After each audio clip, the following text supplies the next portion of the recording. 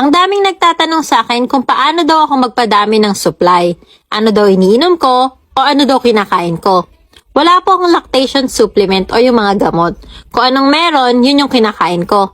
Kung anong pagkain ng family ko, yun din yung kinakain ko. Wala akong specific na kinakain. Pinakamasasuggest ko lang, dahil proven and tested ko na, ay Magic 8. Ano nga ba yung Magic 8? Law of supply and demand ang milk natin. The more na nade-drain, the more na nagpro-produce.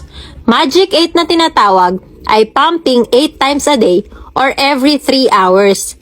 Yes, kahit madaling araw, magpapump ka. Ideally, 15 minutes both breasts ang pumping time.